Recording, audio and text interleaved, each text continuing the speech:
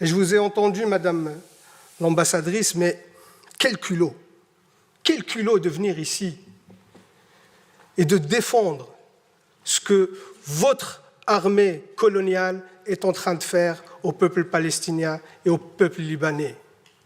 Quel culot de venir justifier vos crimes de guerre et vos crimes contre l'humanité. Où est passée votre humanité, Madame l'ambassadrice, pour venir ici justifier ces atrocités? Parce que vous avez montré des vidéos, vous avez vu ça? C'était au camp de réfugiés de Jabalia. Ce jeune homme qui est ici, ce n'est pas un terroriste, il est brûlé vif ici, parce que votre armée a bombardé un camp de réfugiés. Ici, c'est le bombardement d'un hôpital, avec des victimes civiles. Votre armée a tué en quelques mois autant d'enfants que sur les 4 dernières années dans tout conflit confondu par le monde. Et ça, vous venez le justifier. Est-ce que quand vous tirez sur des enfants, quand vous tuez des enfants, des femmes, est-ce que c'est ceux-là qui vous terrorisent? Aujourd'hui, c'est ceux-là que vous appelez des terroristes et que vous luttez contre. Quand vous bombardez le peuple libanais par du phosphore qui est interdit par le droit international, c'est pour lutter contre le terrorisme.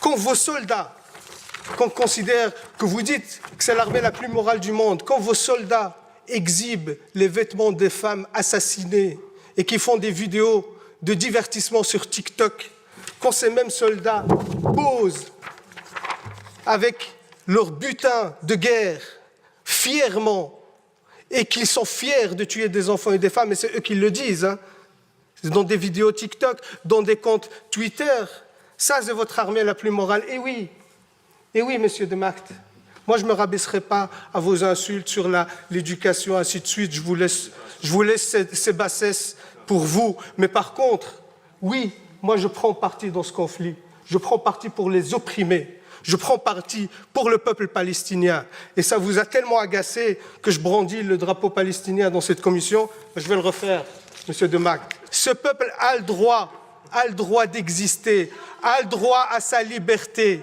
Ce peuple a le droit à son indépendance. Ce peuple a le droit à la dignité. Et vous les combattez, vous faites un nettoyage ethnique, vous faites un génocide contre le peuple palestinien sous prétexte de lutte contre le terrorisme, alors que c'est vous, l'armée la plus terroriste dans la région. C'est vous les vrais terroristes. C'est vous qui colonisez la Palestine depuis 76 ans. 76 ans. Il n'y avait pas de 7 octobre depuis 76 ans. Toutes les résolutions de l'ONU que vous avez violées, vous ne respectez aucun droit international. Vous êtes un État voyou, même au sein de l'Assemblée nationale de l'ONU. Les autres États, ils quittent la salle quand votre Premier ministre, le chef d'un gouvernement d'extrême droite, prend la parole. Les autres États quittent la salle parce que vous êtes devenu un État paria et vous osez encore venir ici nous balancer vos salades pour dire que ce que vous faites est justifié. Comment vous pouvez justifier l'injustifiable? Comment vous pouvez justifier le génocide? Comment vous pouvez justifier les crimes de guerre? C'est inacceptable et inadmissible, Madame l'ambassadrice, de venir ici nous raconter ces salades. C'est inacceptable. Et par respect au peuple palestinien, je leur réitère ici tout mon soutien, et je leur demande de pardonner notre pays qui n'est pas à la hauteur de la situation, parce que jusqu'à aujourd'hui, 0 sanction ont été prises contre votre État. Et vous savez, vous avez justifié vos réactions parce qu'on vous a lancé des roquettes.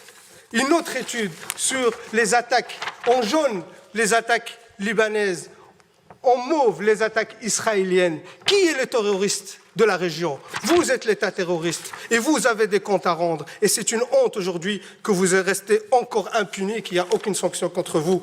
Je termine par là, Madame la Présidente, même s'il y a beaucoup de choses à dire, mais on est limité par le temps, mais je pense que l'essentiel a été dit. Et surtout, ce qui est encore honteux, qu'il y a encore des porte-voix et des porte-paroles dans ce Parlement qui soutiennent cette politique génocidaire, et ça, c'est inadmissible.